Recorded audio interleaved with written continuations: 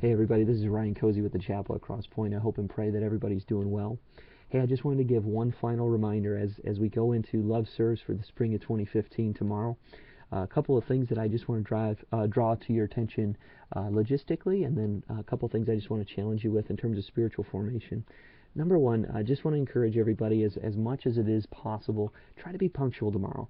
I know that the people that are expecting us are really excited to have us, and they want to make the most out of the time that we've offered for them to have from 9 to 2. So do your best to be there and to be ready to rock and roll at 9 a.m. in the morning. I know personally that's going to be a challenge for us with our family. Our whole family is serving with our circle group. We got 4 little kids.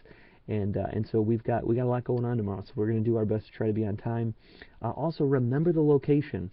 Go to thechapel.com/loveserves if you need to be reminded of, wait, where are we serving exactly tomorrow? Check out the location that you signed up for. Make sure you got it right. Lock it into your GPS, and you'll be good to go in the morning. Second thing, logistically, I just want to encourage you, try to have a servant heart tomorrow. Do your best to be the best witness of Christ that you can be in your service tomorrow in this region. Sometimes we struggle with that, and there may be a number of things going on in our lives. We might be stressed by a number of different things, but just take the time in the morning to really focus and ask God to give you a servant heart tomorrow. I think that's huge when we show up and we try to be a blessing to other ministries. You know, the reality is Satan doesn't like that. And so he wants to pick at you, he wants to get at you, and he wants to do things that are going to get in the way of you having that kind of heart, that kind of position as you try to glorify God in all that you do tomorrow. So just try to have a servant heart as you go into that time. Pray that God will help you. And then last, I just want to encourage you with the 4 outcomes. You know, the reality is we believe that there are 4 things that we're focusing on in our church when it comes to the spiritual formation of the people that we have been entrusted to provide leadership to. And so I just I want those to be just as commonly available in your language as they are in mine. And so I just want to challenge you, think about this tomorrow, okay? How might God want to grow you in your intimacy with Him tomorrow? Just think about that. Maybe it's part of your quiet time in the morning before you get up and you get rolling.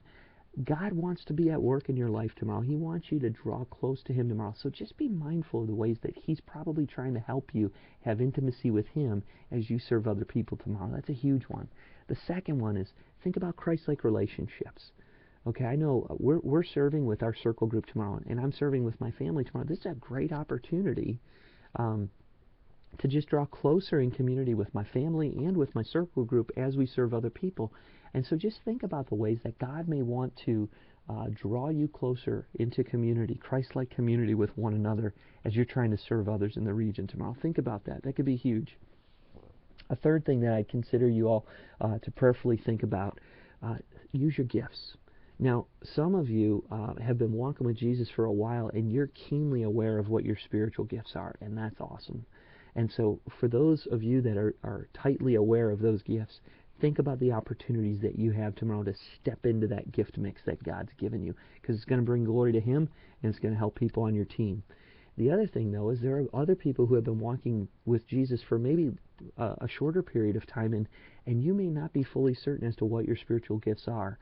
And you know, Pastor Dion talks about this with our team as it relates to spiritual gifts, and he even talks about this in the teaching that we have in our discipleship resource that we use at the chapel. It's like sometimes it's just an opportunity to step into something and see if it works, see if you're good at it, if it's bringing God glory, if it's life-giving to you. It could be something that God's trying to draw your attention to. It might be a gift that He's given you to glorify Him and to give back to Him. So think about that tomorrow. Lastly, think about your grace story. Now, I've been walking with Jesus for about 18 years now, so I know people who have walked with Jesus for much longer than me, but I also know a lot of people who are just a lot more new to the journey of following Jesus. But here's the deal. God still is telling a story of grace in our lives. And so tomorrow He may want to draw something to our attention. He may want to show us a new part of our grace story tomorrow. So think about those things. Intimacy with God, Christ-like relationships, using and knowing your gifts, using and knowing and developing your grace story. Think about those things tomorrow as you're participating in Love Serves.